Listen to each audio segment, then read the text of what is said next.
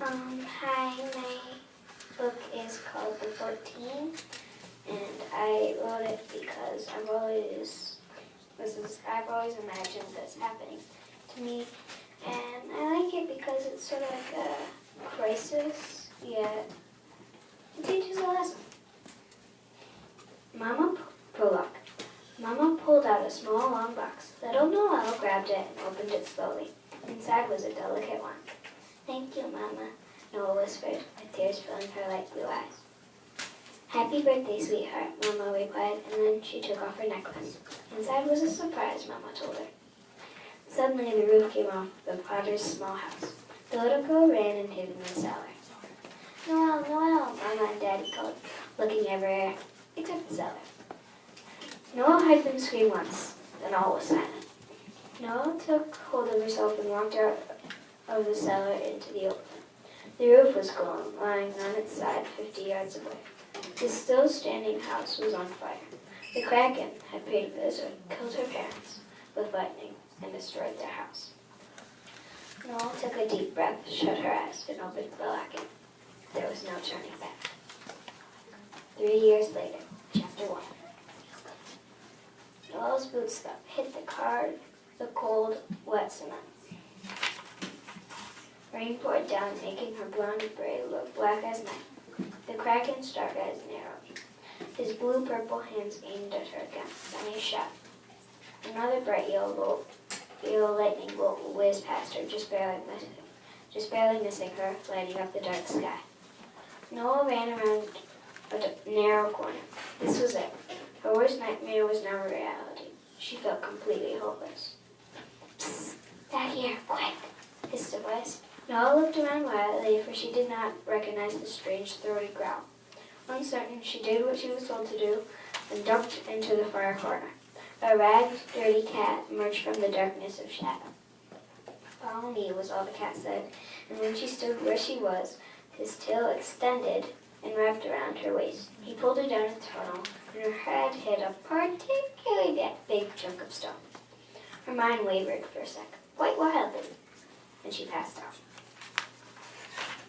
Chapter 2.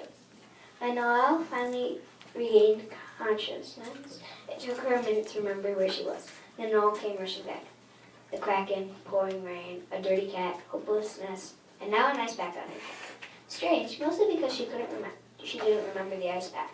Something was on her stomach, too. What the? The strange cat's paws silenced her. Shh! Mused the cat. What do you want with me? Noelle couldn't help blurting, moving the paw. Help. How old are you? Oh, wait. By the way, I'm Squiggles. Mewed the so-called Squiggles, grinning. Noelle did not like the look of that grin. Chapter 3. Noelle's mind raced. This cat did not seem normal. Just like me, Noelle sighed in her head. Here goes, she thought, and started talking. I'm 14. The Kraken killed my parents 3 years ago, and he never found me, she whispered. What about your power? Squiggles pondered. Noelle was confused. What power? She never had a power. Wait, if she didn't have a power, how did she avoid the Kraken? The only power she had was invisibility. Plus, she was a wizard, which meant she had a small design wand. Noelle gulped. Invisibility. She felt ill and needed to rest. Looking around, she searched for her bedroom. Then she looked up and gasped. On the ceiling was the biggest screen Noelle had ever seen. 13 dots were on the screen. These were all purple with small writing underneath each dot. There was a giant green dot, too.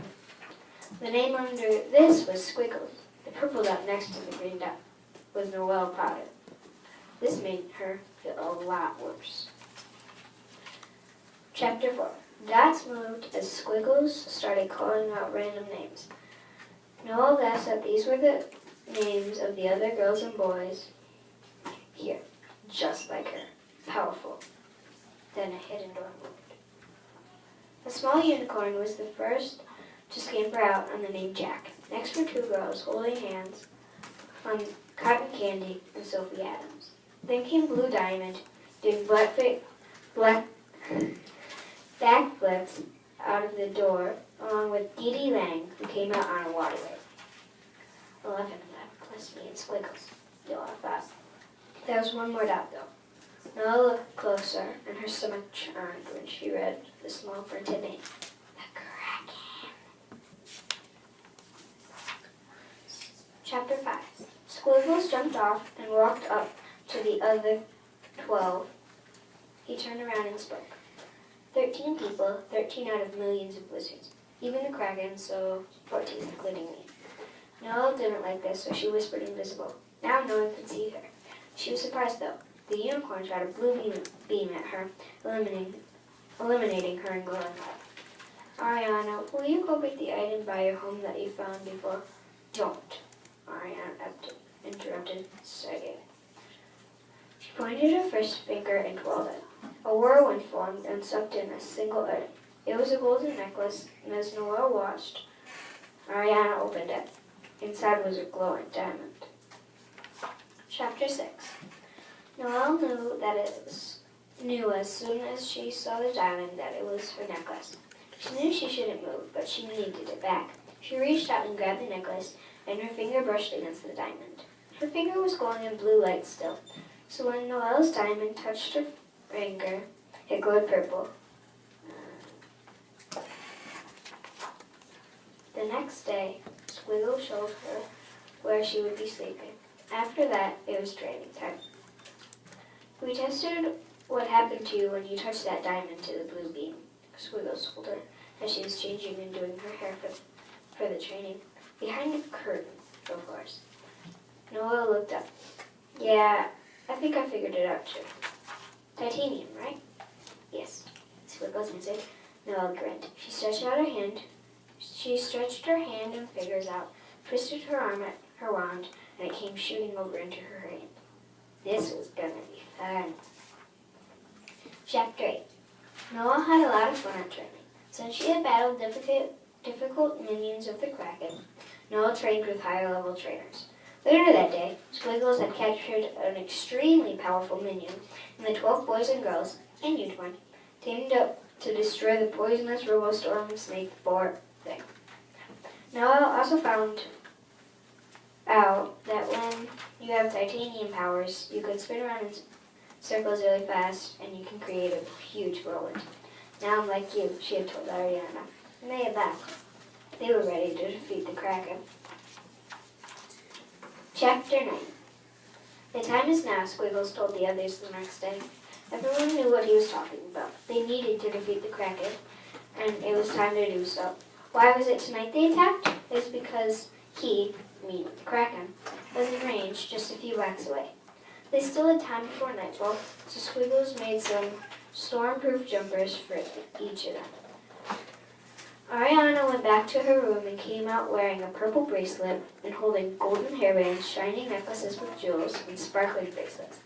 Everyone who didn't have one raced to her, and all helped Ariana pass out the items. At dusk, even Squiggles was ready, like everyone else. Noelle took a deep breath and stepped into the moonlight, praying for victory. When the group found the Kraken, he was sound asleep. 13 shadows surrounded him. They did something to prove he was asleep. Noelle turned invisible and prodded, or poked, the Kraken with a stick. Nothing happened. They all sighed at once. The Kraken opened his eyes and roared. Wrong move, Dee Dee said sarcastically. The Kraken gathered all of his charged lightning and sent it at Ariana. She caught it in a whirlwind and sent it flying back, hitting the Kraken in the foot. Green stuff gushed out of the wound. Then all 13 of them shot their most powerful weapons at him at the same time. Air, meth, titanium, water, and so many others. He was still alive, so Noelle knew what to do. She took her wand and stabbed it in the Kraken's heart. Chapter 11. The Kraken roared as Noelle pulled her wand back. He rose in the air and exploded in light. Noelle was thrown against the wall with force. Then everything got darker. The Kraken fell out of the air and the brightness was gone. There was nightmare, was death. Chapter 12. Breathing hard, Noelle looked at the still Kraken. Someone touched her shoulder. Let's go, Ariana told her and guided her to the others. They walked back to the tunnel. When they got back to the room, Noelle looked at the screen. One dot had disappeared. To be continued. Epilogue. Noah Potter stayed with her friends in the tunnels. She never forgot her battle with the Kraken, who went down with force of the other 14. Little did they know, however, that their battle had just begun.